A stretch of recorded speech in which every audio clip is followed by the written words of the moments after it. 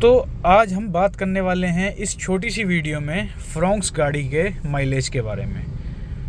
तो मैं आपको बता दूं कि अगर हम माइलेज के बारे में बात करें तो ये डिपेंड करता है हमारी ड्राइविंग के ऊपर कि हम किस तरीके से गाड़ी को ड्राइव करते हैं। कुछ लोग रफ़ एंड टफ़ गाड़ी चलाते हैं, कुछ लोग स्मूथली चलाते हैं। किस तरीके से आपको गाड़ी चलानी है, किस तरीके से उसका माइलेज लेना है, ये सभी बातें आपके ऊपर डिपेंड करती हैं। तो अगर हम बात करें मेरी गाड़ी का क्या माइलेज है तो मैं आपको बताऊं, अभी मेरी गाड़ी को हैं लगभग 6 मंथ लिए हुए, और जब मैं गाड़ी स्टार्टिंग से मैंने ड्राइव करना स्टार्ट किया था पहले दिन से, तो मेरी गाड़ी का जो माइलेज दिखाता था उस टाइम 18.4 18.3 इतना माइलेज आ रहा था। उस टाइम हमने लगभग ये विंटर के टाइम पर गाड़ी को मैंने इसको परचेज़ किया था, तो हम हीटर्स का यूज करते थे।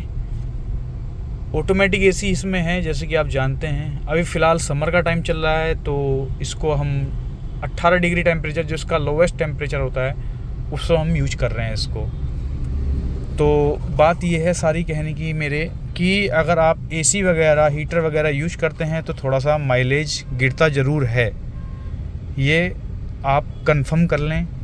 और दूसरा, गाड़ी का माइलेज कंपनी क्लेम करती है 22 से 23, तो 22-23 तो मेरा स्टार्टिंग में भी नहीं आया था।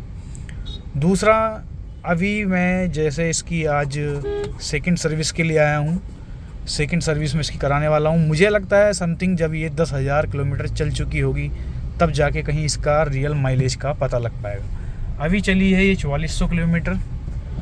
तो फ़िलहाल मैं आपको दिखा देता हूँ माइलेज मेरी गाड़ी का भी क्या रखा है। तो आप यहाँ पर देख सकते हैं मेरी गाड़ी जो इस टाइम माइलेज दे रही है वो है 15.5 का, ठीक है। और ये कभी 16 हो जाता है, कभी 16.5, कभी 17, क्योंकि मैं एसी पर गाड़ी को यूज कर रहा हूँ तो मेरा जो माइलेज है कहीं ना कहीं घट रहा है। और थोड़ा सा स्पीड की बात भी होती है। अगर हम गाड़ी को प्रॉपर वे में 60 से 65-70 के बीच में चलाते हैं या 80 तक चलाते हैं तो माइलेज कहीं ना कहीं सही बना रहता है। लेकिन अगर हम इसके माइलेज में थोड़ी सी गड़बड़ी जब हो जाती है जब हम गाड़ी को रफ़ एंड टफ़ चलाते हैं, जैसे मैंने कल गाड़ी को रफ़ एंड टफ़ चलाया, स्पीड में कभी ब्रेकर पर कहीं स्पीड कम भी नहीं की, कहीं शहर में स्पीड कम की, कहीं ज़्यादा की, और हाईवे पर मैंने इसको समथिंग 110 के समथिंग भगाया, ठीक है। 110 नॉर्मली स्पीड में इतनी चलाता हूँ, इससे ऊपर मैं ज़्यादा गाड़ी को चलाता नहीं हूँ, क्योंकि एक ये सही स्पीड है और गाड़ी का बैलेंस भी बहुत अच्छा खासा बनता है।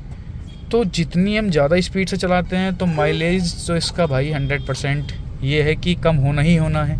आप बाइक भी यूज करते हैं या गाड़ी जो भी यूज करते हैं, आप जैसे स्पीड हम गाड़ी की बढ़ाते हैं, रफ़ एंड टफ़ चलाते हैं, तो हमारा माइलेज कहीं ना कहीं गिरता है। तो फ्रोंक्स गाड़ी की अगर हम बात करें माइलेज की, तो अभी फ़िलहाल मेरी गाड़ी देखो दिखा रही है 15.5 माइलेज। तो जो ये बातें चलती हैं कि 22-23 का माइलेज, वो तो मेरे कहीं बात समझ में आती नहीं है। मुझे नहीं लगता कि 22-23 का इसका माइलेज आएगा।